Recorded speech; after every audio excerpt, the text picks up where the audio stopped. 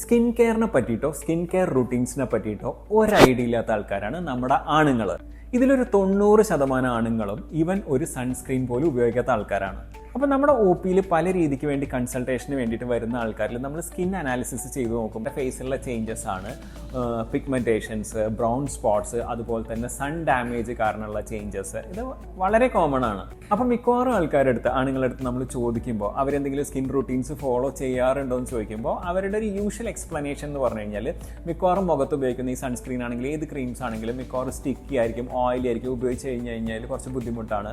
പിന്നെ അതുപോലെ തന്നെ അവർക്ക് അതിന് ഉപയോഗിക്കാനുള്ള സമയമില്ല. അപ്പോൾ അതുപോലെ തന്നെ ഇത് സാധാരണ സ്ത്രീകൾ ഉപയോഗിക്കുന്ന പ്രൊഡക്ട്സ് അല്ലേ, ആണുങ്ങൾ ഇതൊക്കെ ഉപയോഗിക്കാറുണ്ടോ? എന്തുകൊണ്ടാണ് നമ്മൾ സൺസ്ക്രീൻ യൂസ് ചെയ്യണമെന്ന് പറയുന്നത്? നമ്മൾ വെയിലത്ത് പോയിട്ടില്ലെങ്കിലും നമ്മുടെ ശരീരത്തിൽ ഒരുപാട് അൾട്രാ വയലറ്റ് റേഡിയേഷൻസ് എക്സ്പോസ്ഡ് ആവുന്നുണ്ട്. അത് ഉദാഹരണം എന്ന് പറഞ്ഞു കഴിഞ്ഞാൽ നമ്മൾ ഉപയോഗിക്കുന്ന മൊബൈൽ ഫോൺ അല്ലെങ്കിൽ ലാപ്ടോപ്പ്, കമ്പ്യൂട്ടർ, ഇതിൻ്റെ ഡിസ്പ്ലേയിൽ നിന്ന് വരുന്ന അൾട്രാ വയലറ്റ് റേഡിയേഷൻസ്, അതുപോലെ തന്നെ നമ്മൾ ഉപയോഗിക്കുന്ന വീട്ടിലുള്ള ലൈറ്റുകൾ, ഇത് അൾട്രാ വയലറ്റ് റേഡിയേഷൻസ് പ്രൊഡ്യൂസ് ചെയ്യുന്നുണ്ട്. അതുപോലെ തന്നെ ജനൽ വഴി വരുന്ന സൺലൈറ്റ്, ഇതെല്ലാം നമ്മുടെ ശരീരത്തിൽ ഒരുപാട് ചേഞ്ചസ് ഉണ്ടാക്കും, സൺ ഡാമേജസ് ഉണ്ടാക്കും. സൺലൈറ്റ് ഒരർത്ഥത്തിൽ നമുക്ക് നല്ലതാണെങ്കിലും ഈ സൺലൈറ്റിൽ അടങ്ങിയിട്ടുള്ള അൾട്രാ വയലറ്റ് റേഡിയേഷൻസ്, പ്രത്യേകിച്ച് സ്ട്രോങ് ആയിട്ടുള്ള ഈ അൾട്രാ വയലറ്റ് റേഡിയേഷൻസ് നമ്മുടെ സ്കിന്നിലുള്ള DNA ചേഞ്ചസ് വരുത്തണം.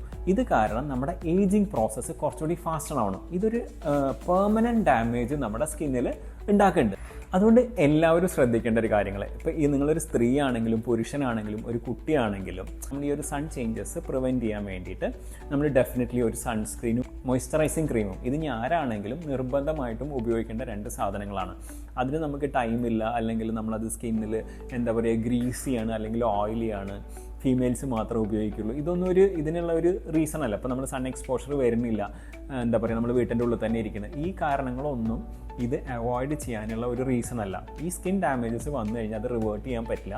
അത് നമ്മുടെ ഏജിങ് വളരെ ഫാസ്റ്റാക്കും. പ്രത്യേകിച്ച് ഒരു 30 ഒക്കെ കഴിയുമ്പോൾ നമുക്ക് പെട്ടെന്നുള്ള സഡൻ ചേഞ്ചസിന് കാരണം നമ്മൾ ഈ പ്രോപ്പർ ടൈമിൽ പ്രോപ്പർ സ്കിൻ കെയർ ചെയ്യാത്തത് തന്നെയാണ്.